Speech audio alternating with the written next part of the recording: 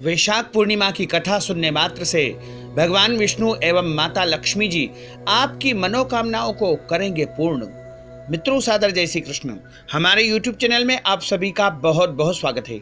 मैं हूं आपके साथ आचार्य धर्मेंद्र शास्त्री। सबसे पहले तो आपको और आपके पूरे परिवार को वैशाख पूर्णिमा की बहुत बहुत शुभकामनाएं और बधाइयां। आज हम आपको वैशाख मास की जो पूर्णिमा होती है, जो कि शुक्ल पक्ष में आती है, उसका महत्व बताने जा रहे हैं, यानी पूर्णिमा की कथा सुनाने जा रहे हैं। और इस पूर्णिमा की कथा को जो कोई भी सुनता है, उसकी सारी मनोकामनाएं तत्काल पूर्ण हो जाती है और उसके जीवन में किसी भी प्रकार की कोई कमी नहीं आती है। सबसे श्रेष्ठ महीना माना गया है और पूर्णिमा तिथि अपने आप में ही सर्वश्रेष्ठ है। वैशाख पूर्णिमा का व्रत किया जाता है। इस दिन दान पुण्य आदि कर्म करने से विशेष फल की प्राप्ति होती है। साथ ही इस दिन भगवान बुद्ध का भी प्रागट्य हुआ था और भगवान विष्णु श्री हरि के जो अवतार थे वो कूर्म अवतार भी इस दिन हुए थे। इसलिए वैशाख मास की पूर्णिमा तिथि को सबसे श्रेष्ठ और बड़ी पूर्णिमा के रूप में माना जाता है। यदि आप वैशाख मास में पूरे महीने दान पुण्य स्नान आदि नहीं कर सके हैं, तो आप केवल पूर्णिमा के दिन यदि स्नान दान पुण्य सभी श्रेष्ठ कर्म करेंगे तो आपको उत्तम फल की प्राप्ति होगी। साथ ही पूर्णिमा की कथा सुनने से जन्म जन्मांतर के पाप नष्ट हो जाते हैं और मनुष्य का भाग्योदय होता है। जब पाप नष्ट होते हैं तब भाग्योदय होता है, और जब भाग्योदय होता है तो जीवन में सब कुछ उसे प्राप्त होने लगता है। क्योंकि जितनी भी परेशानियां हैं, संकट है, दुविधाएं हैं, ये सब पूर्व जन्मकृत पापों के द्वारा ही मनुष्य को प्राप्त होती है। और जब वह अच्छे कर्म करता है, लगातार अच्छे कर्म करता जाता है, तो उसके सारे पूर्व जन्मों के पाप कटने लगते हैं और एक समय ऐसा आता है कि सारे पाप उसके नष्ट हो जाते हैं और वह पुण्य प्राप्त करके जो है पवित्र हो जाता है और उसके जीवन में सुख शांति समृद्धि धन वैभव या जो भी उसे प्राप्त करना होता है, सब कुछ वो लगातार प्राप्त करता जाता है। तो आज हम आपको जो पूर्णिमा की कथा सुनाने जा रहे हैं, इसको कथा को अंत तक जरूर सुनिएगा, बीच में अधूरा नहीं छोड़िएगा। साथ ही इसको अधिक से अधिक लोगों तक पहुंचा दीजिएगा ताकि सभी लोग इस कथा को सुन करके अपने जीवन को जो है पवित्र कर सके, पुण्यवान कर सके। बोलिए लक्ष्मी नारायण भगवान की जय। श्री वृंदावन बिहारी लाल की जय। कृष्णाय वासुदेवाय हरये परमात्मने प्रणतः क्लेशनाशाय गोविंदाय नमो नमः। सच्चिदानंद रूपाय विश्वोत्पत्त्यधिहेतवे तापत्रय विनाशाय श्री कृष्णाय वयं नमः। बोलिए लक्ष्मी नारायण भगवान की जय। श्री वृंदावन बिहारी लाल की जय। सबसे पहले हम 2 मिनट के लिए भगवान का नाम संकीर्तन करेंगे, उसके बाद कथा प्रारंभ करते हैं। गोविंद जय जय गोपाल जय जय राधा रमण हरि गोविंद जय जय। गोविंद की जय जय गोपाल की जय जय रास रचैया कन्हैया की जय जय। गोविंद जय जय गोपाल जय जय राधा रमण हरि गोविंद जय जय। गोविंद की जय जय गोपाल की जय जय माखन चुरैया कन्हैया की जय जय। गोविंद जय जय गोपाल जय जय राधा रमण हरि गोविंद जय जय। गोविंद की जय जय गोपाल की जय जय धेनु चरैया कन्हैया की जय जय। बोलिए लक्ष्मी नारायण भगवान की जय। श्री वृंदावन बिहारी लाल की जय। गोपाल कृष्ण भगवान की जय। द्वापर युग में एक समय की बात है, यशोदा जी ने भगवान श्री कृष्ण से कहा, हे कृष्ण, तुम सारे संसार के उत्पन्न करता, पोषक तथा उसके संभार करता हो। आज कोई ऐसा व्रत मुझसे कहो जिसके करने से मृत्युलोक में स्त्रियों को विधवा होने का भय न रहे तथा यह व्रत सभी मनुष्यों की मनोकामनाओं को पूर्ण करने वाला हो। भगवान कृष्ण कहने लगे, हे माता, आपने अति सुंदर प्रश्न किया है। मैं आपको ऐसे ही व्रत को सविस्तार कहता हूँ, उसकी कथा कहता हूँ। सौभाग्य की प्राप्ति के लिए स्त्रियों को पूर्णमासी का व्रत करना चाहिए। और इस व्रत को करने से स्त्रियों को सौभाग्य की प्राप्ति होती है, संपत्ति मिलती है। यह व्रत अचल सौभाग्य देने वाला एवं भगवान शिव के प्रति मनुष्य मात्र की भक्ति को बढ़ाने वाला है। यशोदा जी कहने लगी, हे कृष्ण, सर्वप्रथम इस व्रत को मृत्युलोक में किसने किया था, इसके विषय में विस्तार पूर्वक मुझसे कहो। भगवान कृष्ण कहने लगे कि इस भूमंडल पर एक अत्यंत प्रसिद्ध राजा चंद्रहास से पालित अनेक प्रकार के रत्नों से परिपूर्ण कातिका नाम की एक नगरी थी। वहां पर धनेश्वर नाम का एक ब्राह्मण था। उसकी स्त्री अति सुशीला, रूपवती, गुणवती थी। दोनों ही उस नगरी में बड़े प्रेम के साथ रहते थे। घर में धन धान्य आदि की कमी नहीं थी। उनको एक बड़ा दुख था, उनके यहाँ कोई संतान नहीं थी, न पुत्र था न पुत्री थी। इस दुख से वह अत्यंत दुखी रहते थे। एक समय एक बड़ा तपस्वी योगी उस नगरी में आया। वह योगी उस ब्राह्मण के घर को छोड़ करके अन्य सभी घरों से भिक्षा ला करके भोजन किया करता था। रूपवती से वह भिक्षा नहीं लिया करता था। उस योगी ने एक दिन रूपवती से भिक्षा न लेकर किसी अन्य घर से भिक्षा लेकर गंगा किनारे जाकर के भिक्षान्न को प्रेम पूर्वक ग्रहण कर रहा था कि धनेश्वर योगी ने इस प्रकार करता हुआ उसको देख लिया। उसने विचार किया कि मेरे घर से यह भिक्षा नहीं लेता है, अन्य सभी घरों से भिक्षा लेकर के उसको प्रेम पूर्वक ग्रहण करता है, लेकिन मेरे घर का अनादर करते हुए या अन्य घरों की भिक्षा को ही प्राप्त करता है। अपनी भिक्षा के अनादर से दुखी होकर धनेश्वर जाकर के योगी से बोले, हे महात्मन, आप सब घरों से भिक्षा लेते हैं, परंतु मेरे घर की भिक्षा आप कभी नहीं लेते हैं, इसका क्या कारण है? योगी राज ने कहा कि निसंतान के घर से भीख पतितों के अन्य के तुल्य होती है और वह भिक्षा अपवित्र मानी जाती है। जो उस भिक्षा का अन्न खाता है वह भी पतित हो जाता है, यानी गिर जाता है। चूंकि तुम निसंतान हो, अतः तुम्हारे घर की भिक्षा मैं नहीं लूंगा, क्योंकि मैं भी पतित हो जाऊंगा, मैं गिर जाऊंगा। धनेश्वर यह बात सुनकर के अपने मन में बड़ा दुखी हुआ और हाथ जोड़कर के योगी के पैरों में गिर पड़ा तथा अंतर भाव से कहने लगे, हे महाराज, यदि ऐसा है तो आप मुझे पुत्र प्राप्ति का कोई उपाय बताइए। आप सर्वज्ञ है, मुझ पर अवश्य ही कृपा कीजिए। धन की मेरे घर में कोई कमी नहीं है, परंतु मैं पुत्र न होने के कारण बड़ा ही दुखी हूं। आप मेरे इस दुख का हरण करें, आप सामर्थ्यवान हैं। यह सुनकर के योगी कहने लगे, हे ब्राह्मण, तुम चंडी की आराधना करो, अर्थात देवी का विशेष पूजन करो। घर आकर उसने अपनी स्त्री से सब वृत्तांत कहा और स्वयं तप के निमित्त वन में चला गया।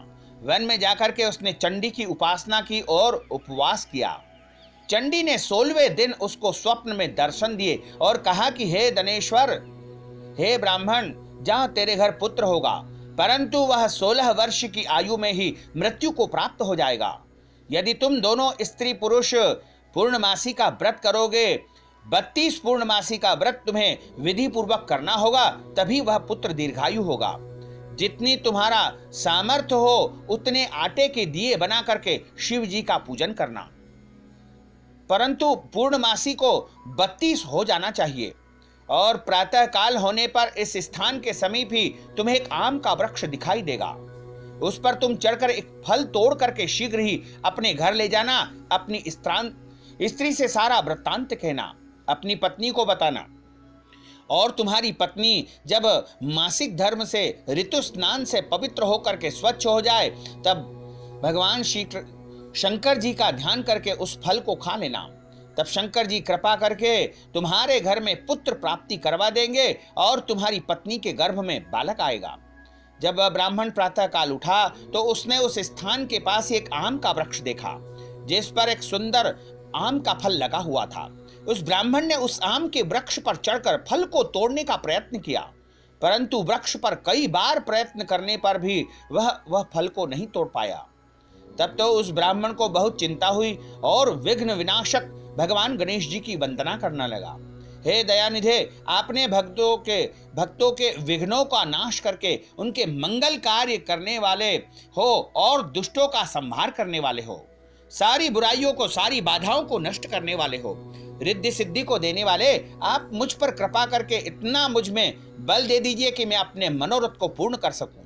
इस प्रकार गणेश जी से प्रार्थना करके उनकी कृपा से धनेश्वर वृक्ष पर चढ़ गया और उसने एक अति सुंदर आम का फल देखा। उसने विचार किया कि जो वरदान से फल मिला था वह यही है, और कोई फल यहाँ पर नहीं दिखाई दे रहा है। उस धनेश्वर ब्राह्मण ने जल्दी से उस फल को तोड़ा और अपने घर आकर के अपनी पत्नी को ला करके दिया। उसकी पत्नी ने पति के कहे अनुसार उस फल को खा लिया और उसकी पत्नी गर्भवती हो गई। माँ जगदम्बा दुर्गा की चंडी की कृपा से उसके यहाँ एक सुंदर बालक का जन्म हुआ, जिसका नाम उन्होंने देवीदास रखा। माता पिता के हर्ष और शोक से वह बालक शुक्ल पक्ष के चंद्रमा की भांति अपने पिता के घर में बढ़ने लगा। भवानी की कृपा से वह बालक अत्यंत सुंदर सुशील, विद्या पढ़ने में निपुण हो गया। लेकिन उनको हर्ष तो था, लेकिन शोक इस बात का था कि मां जगदम्बा की जो है आज्ञा के अनुसार इस पुत्र की अल्पायु है, अर्थात अल्पायु में इसकी मृत्यु हो जाएगी। दुर्गा जी की आज्ञा अनुसार उसकी माता ने 32 पूर्णमासी का व्रत रखना प्रारंभ कर दिया, जिससे उसका पुत्र बड़ी आयु वाला हो जाए। 16वां वर्ष लगते ही देवीदास के माता पिता को बड़ी चिंता हुई और उन्होंने जो है विचार किया कि कहीं इस पुत्र की मृत्यु न हो जाए। इसलिए उन्होंने अपने मन में विचार किया कि यदि यह दुर्घटना उनके सामने हो गई तो किस प्रकार इस दुख को सहन कर सकेंगे। तथा उन्होंने देवीदास के मामा को बुलाया और कहा कि हमारी इच्छा है कि देवीदास 1 वर्ष तक काशी में जाकर के विद्या अध्ययन करे। उसको अकेला भी नहीं छोड़ना चाहिए, इसलिए साथ में तुम चले जाओ और 1 वर्ष के पश्चात इसको वापस लौटा लाना। सब प्रबंध करके उसके माता पिता ने देवीदास को मामा के साथ काशी भेज दिया और घोड़े पर बैठाकर उसका मामा वहां से चल दिया। किंतु यह बात उसके मामा या किसी और से नहीं कही। धनेश्वर ने सपत्नीक अपने पुत्र की मंगल कामना तथा दीर्घायु के लिए भगवती दुर्गा की आराधना की और पूर्णमासी का व्रत करना प्रारंभ कर दिया। इस प्रकार बराबर 32 पूर्णमासी का व्रत किया। कुछ समय पश्चात एक दिन वह दोनों मामा और भांजा मार्ग में रात्रि बिताने के लिए किसी गांव में ठहरे। उस दिन उस गांव में एक ब्राह्मण की अत्यंत सुंदरी, सुशील, विद्वान और गुणवती कन्या का विवाह होने वाला था। जिस धर्मशाला के अंदर वर और उसके बाराती ठहरे हुए थे, उसी धर्मशाला में देवीदास और उसका मामा भी ठहरा हुआ था। संयोगवश कन्या को तेल आदि चढ़ाकर मंडप आदि कृत्य करने की तैयारी चल रही थी और लग्न के समय वर को धनुर्वात हो गया। अस्तु वर के पिता ने अपने कुटुंबियों से परामर्श करके निश्चय किया कि यह देवीदास मेरे पुत्र जैसा ही है और सुंदर है, मैं इसके साथ ही लग्न करा दूं और बाद में विवाह के अन्य कार्य मेरे लड़के के साथ हो जाएंगे। ऐसा सोच करके देवीदास के मामा से जाकर बोला कि तुम थोड़ी देर के लिए अपने भांजे को हमें दे दो, जिससे विवाह के लग्न के समय सारे कृत्य सुचारू रूप से संपन्न हो सके। तब उसका मामा कहने लगा कि जो कुछ भी मधुपर्क कन्यादान के समय वर को मिले वह सब हमें दे दिया जाए, तो मेरा भांजा इस बारात का दूल्हा बन जाएगा। यह बात वर के पिता ने स्वीकार कर ली और उसने अपने भांजे को वर बनाने के लिए भेज दिया। उसके साथ सब विवाह कार्य रात्रि में विधि पूर्वक संपन्न हो गया। पत्नी के साथ वह भोजन न कर सका और मन में विचार करने लगा कि न जाने यह स्त्री कैसी होगी। वह एकांत में इसी सोच में गरम निश्वास छोड़ने लगा तथा उसकी आंखों में आंसू भी आ गए। तब वधू ने पूछा कि क्या बात है, आप इतने उदासीन क्यों हो रहे हो, दुखी क्यों हो रहे हो। तब उसने सब बातें जो वर के पिता और उसके मामा के बीच हुई थी वह सब उस कन्या को, उस दुल्हन को बता दी। तब कन्या कहने लगी कि यह ब्रह्म विवाह के विपरीत कैसे हो सकता है। देव, ब्राह्मण और अग्नि के सामने मैंने आपको ही अपना पति बनाया है, इसलिए आप ही मेरे पति है। मैं आपकी ही पत्नी रहूंगी, किसी अन्य की पत्नी कदापि नहीं बन सकती। तब देवीदास ने कहा कि ऐसा मत करिए, क्योंकि मेरी आयु बहुत थोड़ी है, मेरे पश्चात आपकी क्या गति होगी। इन बातों को अच्छी तरह विचार कर लो। परंतु वह दृढ़ विचार वाली थी, बोली जो आपकी गति होगी वह मेरी हो जाएगी। हे स्वामी, आप उठिए और भोजन करिए, आप निश्चय ही भूखे होंगे। इसके बाद देवीदास और उसकी पत्नी दोनों ने भोजन किया तथा शेष रात्रि वे सोते रहे। प्रातः काल देवीदास ने अपनी पत्नी को 3 नगों से जड़ी हुई एक अंगूठी दे दी, एक रुमाल दिया और बोला कि हे प्रिय, इसे लो और संकेत समझ करके स्थिर चित्त हो जाओ। मेरा मरण और जीवन जानने के लिए एक पुष्प वाटिका बना लो, उसमें सुगंधि वाली एक नव मल्लिका लगा लो, उसको प्रतिदिन जल से सींचा करो और आनंद के साथ खेलो कूदो तथा उत्सव मनाओ। जिस समय और जिस दिन मेरा प्राणांत होगा ये फूल सूख जाएंगे और जब ये फिर से हरे हो जाए तो जान लेना मैं जीवित हूं। यह बात निश्चय करके समझ लेना, इसमें कोई संशय नहीं है। यह समझा करके देवीदास वहां पर अपने मामा के साथ चला गया। प्रातःकाल होते ही वहां पर गाजे बाजे से बजने लगे और विवाह कार्य समाप्त होने के लिए वर तथा सब बाराती मंडप में आए और कन्या ने वर को भली प्रकार से देख करके अपने पिता से कहा कि यह मेरा पति नहीं है, मेरा पति तो वही है जिसके साथ रात के समय मेरा पानी ग्रहण हुआ है, इसके साथ मेरा विवाह नहीं हुआ है। यदि यह वही है तो बताए मैंने इसके साथ क्या दिया है, मुझे इसने क्या दिया है। मधुपर्क और कन्यादान में जो आभूषण प्राप्त हुए थे उन्हें दिखाए तथा रात को मैंने क्या गुप्त बातें कही थी वह सब सुनाए। पिता ने उसके कथनानुसार वर को बुलवाया और कन्या की वह सब बातें सुनकर वह कहने लगा कि मैं कुछ नहीं जानता हूं। इसके पश्चात लज्जित होकर अपना छोटा सा मुंह लेकर के वहां से चला गया और सारी बारात भी अपमानित होकर के लौट गई। भगवान कृष्ण बोले, हे माता, इस प्रकार देवीदास काशी नगरी में जाकर के विद्या अध्ययन के लिए चला गया। कुछ समय व्यतीत होने हुआ और काल से प्रेरित होकर एक सर्प रात्रि के समय उसको डसने के लिए वहां आया।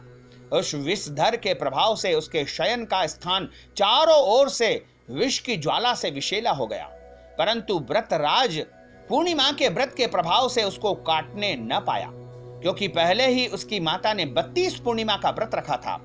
उसके बाद मध्याह्न के समय स्वयं काल वहां पर आया और उसके शरीर से उसके प्राणों को निकालने का प्रयत्न करने लगा, उसके प्राण हरण करने लगा, जिससे वह देवीदास मूर्छित होकर के पृथ्वी पर गिर पड़ा। भगवान की कृपा से उसी समय पार्वती जी के साथ भगवान शंकर भी वहां पर आ गए। उसको मूर्छित दशा में देख करके पार्वती जी ने भगवान शंकर से प्रार्थना की कि हे महाराज, इस बालक की माता ने पहले 32 पूर्णिमा का व्रत पूर्ण कर लिया है, जिसके प्रभाव से हे भगवान आप इसे प्राण दान दे दीजिए। भवानी के कहने पर भक्त वत्सल भगवान शिव जी ने उसको प्राण दान दिए। इस व्रत के प्रभाव से काल को भी पीछे हटना पड़ा और देवीदास पुनः उठ करके खड़ा हो गया, स्वस्थ हो गया। इधर उसकी स्त्री उसके काल की प्रतीक्षा किया करती थी। जब उसने देखा कि पुष्प वाटिका में पत्र पुष्प कुछ भी नहीं रहे, तब उसको अत्यंत आश्चर्य हुआ और सूख गए हैं। जब कुछ समय के बाद उसने देखा कि वाटिका फिर से हरी भरी हो गई है और वह जान गई कि मेरा पति फिर से जीवित हो गया है। यह देख करके वह बहुत प्रसन्न हुई, मन ही मन अपने मन में हर्षित होने लगी और अपने पिता से कहने लगी कि पिताजी, मेरे पति जीवित है, आप उनको ढूंढिए। जब 16वां वर्ष व्यतीत हो गया तो देवीदास भी अपने मामा के साथ काशी से चल दिए। इधर उसे ससुर ढूंढने के लिए अपने घर से जाने ही वाले थे कि दोनों मामा भांजा वहां पर आ गए। उनको आया देख करके उसका ससुर बड़ी ही प्रसन्नता से उनको घर ले गया। उस समय नगर के निवासी वहां इकट्ठे हो गए और सबने निश्चय किया कि अवश्य ही बालक के साथ इस कन्या का विवाह हुआ था। उस बालक को जब कन्या ने देखा तो पहचान लिया कि यह वही है जिसके साथ मेरा पाणी ग्रहण संस्कार हुआ है और जो मुझे निशानी के रूप में दे के गया था वह यही बालक है, वही व्यक्ति है। तदुपरांत सभी कहने लगे कि भला हुआ जो आप यहाँ पर पुनः लौट आए। सब नगरवासियों ने बड़ा आनंद मनाया। भगवान कृष्ण कहने लगे कि इस प्रकार धनेश्वर 32 पूर्णिमाओं के व्रत के प्रभाव से पुनः पुत्रवान हो गया और वर वधू दोनों वहां पर पुनः घर पहुंचते हैं और दोनों माता पिता के चरणों में गिर करके प्रणाम करके उनका आशीर्वाद लेते हैं। और धनेश्वर कहता है कि भगवान की कृपा से मेरे पुत्र और मेरी पुत्र वधू मेरे घर आ गए हैं। बड़ा हर्षोल्लास बनाया और इस प्रकार लगातार पूर्णिमा का व्रत वह निरंतर करता रहा और अंत समय में वैकुंठ लोक मोक्ष पद को वह प्राप्त हो गया। जो स्त्री या पुरुष पूर्णिमा का व्रत करता है या कथा सुनता है, उसका सारा वैधव्य कष्ट समाप्त हो जाता है और स्त्री हमेशा सौभाग्यवती रहती है। यह भगवान ने कहा है कि मेरा वचन है, इसमें कोई भी संदेह नहीं है। यह व्रत पुत्र पौत्र देने वाला है, पुत्र पौत्र की लंबी आयु को देने वाला है, संपूर्ण मनोकामनाओं को पूर्ण करने वाला है। 32 पूर्णिमाओं के व्रत के प्रभाव से जो है वह बालक जीवित हो उठा। इस प्रकार भगवान शंकर जी सबकी मनोकामनाओं को पूर्ण करे, सभी को स्वस्थ रखे, सभी को लंबी आयु प्रदान करे, सभी के घर में सुख शांति समृद्धि बनी रहे। इसी शुभ कामनाओं के साथ बोलिए शंकर भगवान की जय, लक्ष्मी नारायण भगवान की जय, जगदम्बे मात की जय। अच्युतं केशवं राम नारायणं कृष्ण दामोदरं वासुदेवं हरे, श्रीधरं माधवं गोपिका वल्लभं, श्री जानकी नायकं श्रीरामचंद्रं भजे, जानकी मनोहरं सर्वलोकनायकं, श्री शंकरादिसेवितं पुण्य नाम कीर्तनं, श्री राम राम राम राम राम नामतायकं, रामकृष्ण वासुदेवा भक्ति मुक्तिदायकं, रामकृष्ण वासुदेवा भक्ति मुक्तिदायकं, रामकृष्ण वासुदेवा भक्ति मुक्तिदायकं। बोलिए लक्ष्मी नारायण भगवान की जय। मित्रों, हमने जो ज्ञानवर्धक कथा आपको सुनाई है उसको आप अधिक से अधिक लोगों को शेयर करिएगा और हमारे इस ज्ञानवर्धक वीडियो को लाइक जरूर कर दीजिएगा। कमेंट बॉक्स में प्रभु का नाम लिख दीजिएगा, जिससे प्रभु की कृपा आपके ऊपर सदैव बनी रहेगी। आपको और आपके पूरे परिवार को सादर जय श्री कृष्ण, सादर धन्यवाद।